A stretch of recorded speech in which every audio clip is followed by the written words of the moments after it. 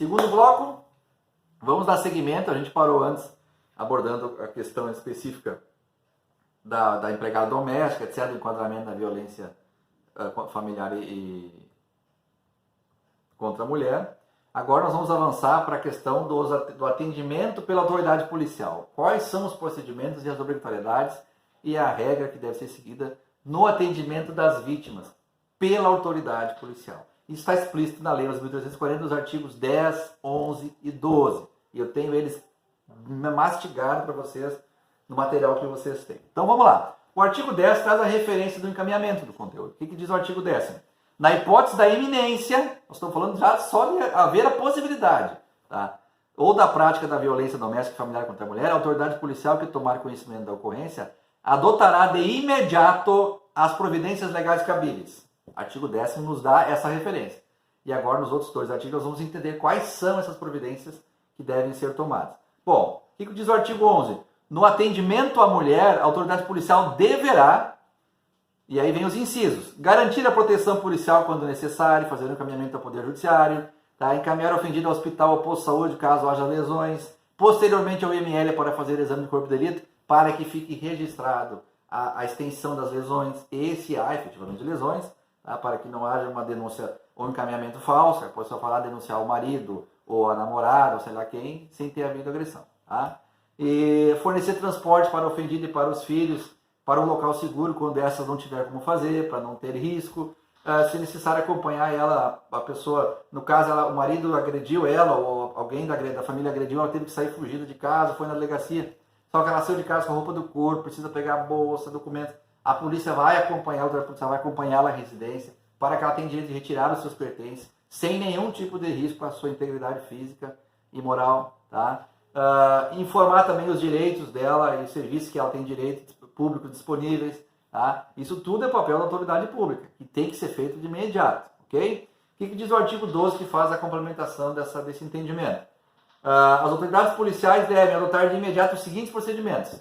Agora, falamos no 11, de alguns direitos imediatos. Agora, os procedimentos de praxe que tem que ser feito para o andamento, possivelmente, futuro do inquérito, etc, etc. Bom, e vem os incisos do artigo 12. Primeiro, ouvir a ofendida, ouvir a versão dela, lavrar boletim de ocorrência, colher todas as provas, tá? É necessário para que tenha efetivamente um amparo legal, para que isso não acabe dando em nada. Remeter no prazo de 48 horas os documentos necessários ao juiz responsável, tá? Determinar que se proceda exame de corpo de delito, como eu falei antes, ouvir o agressor, fazer com que ele dê a sua versão, tá? E as testemunhas, para ver se as coisas que foram ditas pela vítima, efetivamente existe um amparo testemunhal também, tá? Ordenar a identificação clara do agressor e verificar se ele tem antecedentes criminais, como diz no popular, se ele não é trigo sujo, se ele já não tem 5 agressões contra ela, ameaça de morte, etc., ou contra uma ex-esposa, ex-namorada, etc. Tudo isso é função que deve ser feita para embasar um inquérito com fundamento e com confiança. Tá? Remeter no prazo legal o inquérito policial ao juiz e ao Ministério Público para que ele dê o andamento à denúncia. Tá? Tudo isso é papel e função que deve ser feita de imediato pela autoridade policial. Ok? Bom, mas e se a vítima, professor, se ela se arrependeu? Eu já ouvi falar que a vizinha aqui desistiu cancelou tudo, se acertou com o marido e desistiu. Bom, existe a possibilidade, pessoal? Existe, mas com algumas condições. Ela não pode chegar lá depois de tudo já sentenciado, agora não quero mais nada. Não. Existem alguns procedimentos. Isso está onde? No artigo 16, que trata do quê? Retratação da representação.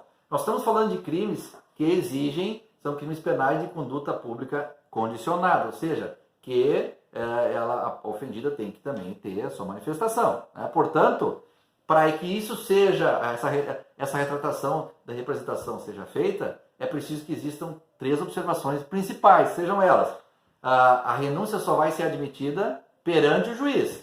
Tá? Se chegou no juiz, tem que ser perante o juiz. Em audiência designada para tal finalidade, ou seja, a audiência do agressor e da vítima, olha, eu vou perdoar ele dessa vez, vou deixar ele vai melhorar, beleza. Bom, aí, perante o juiz, em audiência específica para isso, ela pode fazer a retratação. E principalmente também antes da denúncia e do Ministério Público ter feito a oitiva de todos. Tá? Essas são as condições básicas para que se permita a retratação da representação, para que a vítima possa não deixar a coisa andar. Tá? Não é só chegar, não quero mais, vou para cá. Existe, porque ela fez a máquina pública trabalhar, portanto, para que isso deixe de efetivamente ocorrer e efetivamente ande o resto dos trâmites legais, é preciso que se observe essas regras para que não vire também a casa da mãe Joana nosso encaminhamento judicial. Né? Bom, e da questão das penas, e eu não vou mensurar penas quantitativas, é apenas que a lei 11.340 traz um regramento que faça com que não tenham penas superficiais para crimes como esse. O que diz no artigo 17? É vedada, tá, a aplicação nos casos de violência doméstica e familiar contra a mulher, a condenação por cesta básica, a prestação pecuniária, aquele serviço à comunidade, não. Por quê? Porque querem ser ruim? Não. Porque o legislador tem preocupação que não se dê aquelas punições insuficientes. Aí o camarada vai lá, quebra a vítima, arrebenta a pau a vítima e vai lá pagar a cesta básica. Tu acha que ele vai dar bola e não vai fazer de novo? Não. Então o legislador prevê que não veda a possibilidade dessas penas muito fracas, muito leves, em crimes estabelecidos pela Lei Maria da Penha. Tá? Os crimes vão ser correspondentes, especificamente também ao dano causado, à agressão que foi feita, à tentativa que veio a ser feita. Ok? Bom, seguindo a interpretação. E das medidas protetivas? Eu sei que a minha amiga lá tem medida protetiva contra o ex-marido porque ele ameaçou matar ela. Né?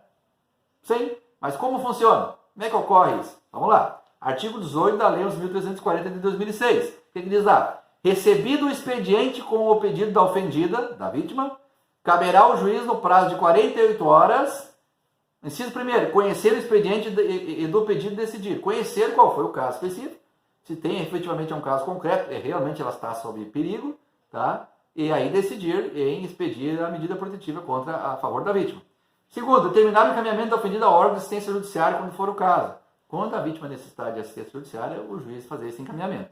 Terceiro, comunicar ao Ministério Público que adote as providências cabíveis. O Ministério Público fazer o seu papel e dar andamento às funções que lhe cabem dentro da questão judicial. Essa é a questão das medidas protetivas. Assim, dá início à questão da medida protetiva quando for de fato necessário.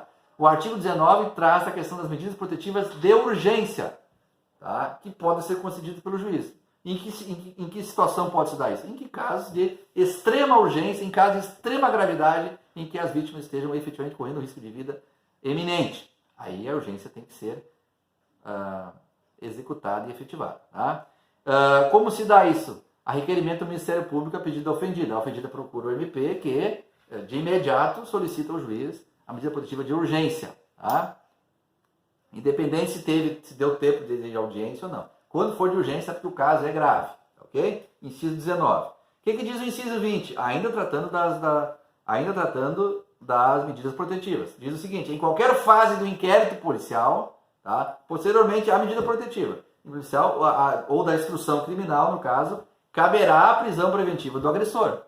Ou seja, pode ser que ele não seja preso de imediato em sendo uma questão leve, porque em não sendo, ele está encrencado. Tá? Então o juiz pode decretar de ofício, ele não precisa tomar nenhum tipo de consulta, fazer nenhuma consulta, ele pode decretar de ofício quando for o caso. Tá? Em qualquer parte do inquérito, tá? Ou da instrução. Mas, se o juiz entender também que não há motivo para que persista a prisão em tendo sido decretada, ele pode revogar a prisão, ele pode soltá-lo, se viu que não é mais necessária aquela medida mais grave. Tá? Então, ele pode decretar a qualquer momento, mas pode também revogar, se assim entender necessário. Ok?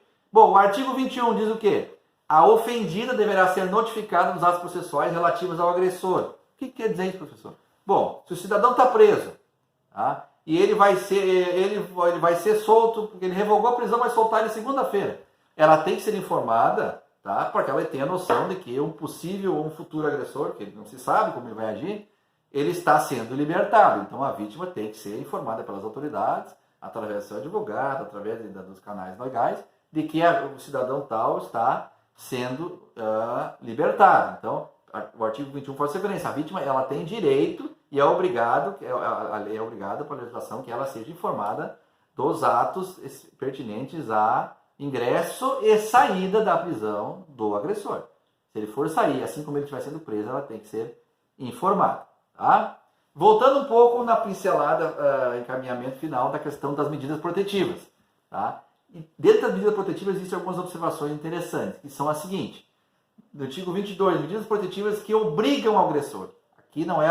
Antes nós falamos da questão da concessão da medida protetiva. O artigo 22 traz a questão da obrigatoriedade que são estipuladas ao agressor. Diz o artigo 22, medidas protetivas de urgência que obrigam o agressor. Constatada a prática da violência doméstica e familiar contra a mulher, o juiz poderá aplicar de imediato ao agressor as seguintes medidas protetivas. São elas. Inciso 1º, suspensão da posse ou restrição de arma. Pô, o cara tem porte de arma, mas ele está ameaçando matar a mulher. Suspende imediatamente a posse de arma para que ele não tenha direito, se dificulte ele andar armado e tentar matar ela.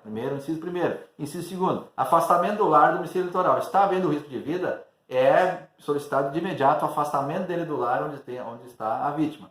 Tá? Inciso 3º, proibição de determinadas condutas. São elas: aproximação da ofendida, tá? E seus familiares, testemunha, etc. Contato com a ofendida, familiares, testemunha por qualquer meio de comunicação, mandar mensagem ameaçando, celular, etc. Facebook. Frequentar determinados lugares. Vai lá visitar o trabalho da agredida para ficar pressionando ela psicologicamente. Proibido. Restrição de visitas. Ter direito à visita dos filhos no fim de semana. Se está ameaçando, vai ser proibidas as visitas. Tá? E prestação de alimentos provisórios também, se for o caso. Se tiver filho, etc. Ou algo do gênero. Tá? Essas são questões de obrigatoriedade para o agressor, no caso de medidas protetivas. Tá? Bom, fazendo um ping-pong com aquela questão que eu abordei sobre as medidas protetivas de urgência à ofendida. Artigo 23 diz o quê? Pode o juiz, quando necessário, sem prejuízo de outras medidas, encaminhar a ofendida e os dependentes a programa de comunitário de proteção, tá? a órgãos públicos que têm essa finalidade.